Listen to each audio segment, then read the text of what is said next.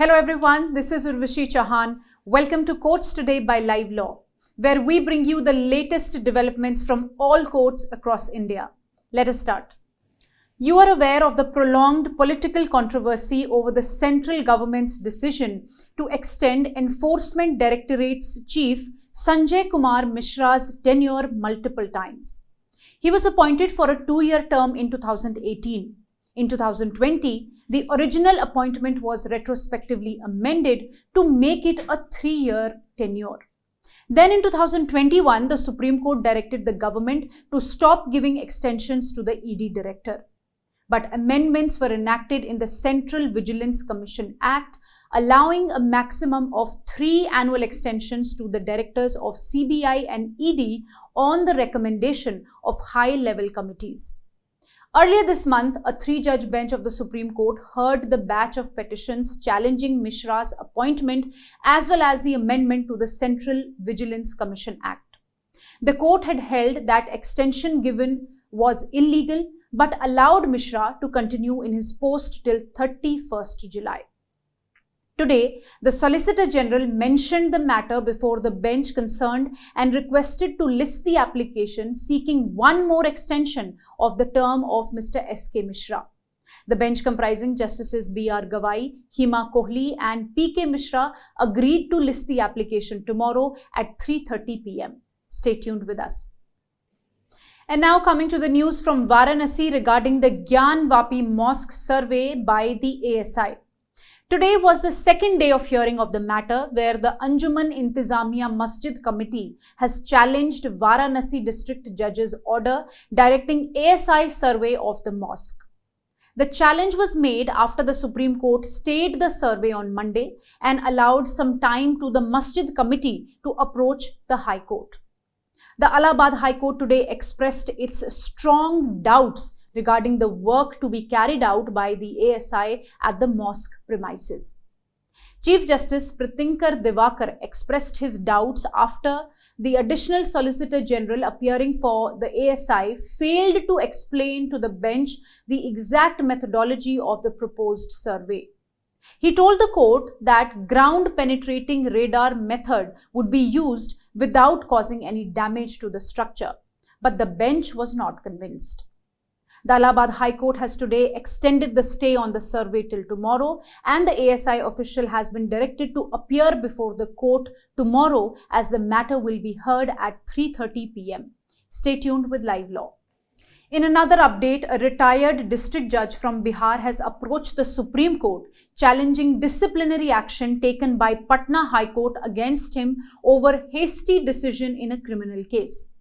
The petitioner is a former judicial officer who retired in August 2012. Just 4 days before his retirement, he was placed under suspension on account of complaints of hasty decision in a criminal case. The Chief Justice ordered the suspension of the petitioner. Further, disciplinary proceedings commenced, and thereafter in 2017, penalty was imposed on him of deduction of 50% of his pension. He then moved the High Court, which upheld the disciplinary action. Thus, he has now approached the Supreme Court through an SLP. The Supreme Court bench comprising Justices Rishikesh Roy and Justice Pankaj Mittal took note of the submission that the case for which his suspension was ordered was not a part of the article of charges framed against him. The charge sheet was submitted on 4 different cases, and the main case for which he faced suspension was in fact added as a supplementary charge after 4 years, which is impermissible as per the rules. The court has issued notice in the petition. If any of you have ever lost your luggage at the airport, you can imagine how unfortunate and frustrating that can be. Even more distressing would be if the luggage was lost by the airline. In a similar situation, the Supreme Court today granted relief to a passenger who lost his luggage during travel and upheld the order directing Air India to pay a compensation of 2 lakh rupees to him. In this case, in February this year, the National Consumer Disputes Redressal Commission had dismissed an appeal filed by Air India and had directed the airline to pay the balance 50% compensation out of the 2 lakh to the complainant who lost his luggage. The complainant Tushar Kothari had filed the complaint after he lost one of his bags while traveling from Nagpur to Goa in an Air India flight. The district and state commissions ruled in favor of the complainant and directed Air India to compensate the passenger.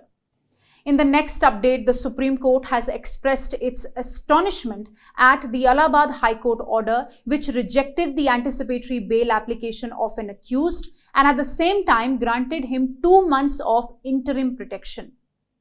In this case, the High Court, while dismissing the anticipatory bail application filed by the accused, directed that no coercive steps be taken against the respondent for a period of 2 months. The bench of Justices B.R. Gawai and J.B. Pardewala observed that the High Court had clearly passed a self-contradictory order and further set aside the part of the order which directed for no coercive steps to be taken against the accused. To read in detail about the case, please visit livelaw.in.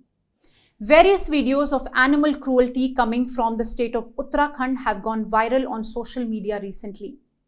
Pilgrimage to Kedarnath, Yamunotri, Gangotri, Hemkund Sahib is undertaken by thousands of pilgrims every year. Many people unable to walk the routes use horses for transportation. But the equines deployed in these routes are ill-treated and hundreds of them die each year while being used by their handlers. As per a report of the Times of India, a total of 115 mules and horses working on the Char Dham and Hemkund Sahib routes died this year since the pilgrimage to the 4 Himalayan shrines started on April 22nd. A public interest litigation has been filed before the Uttarakhand High Court on the issue by petitioner in person Gauri Molekhi.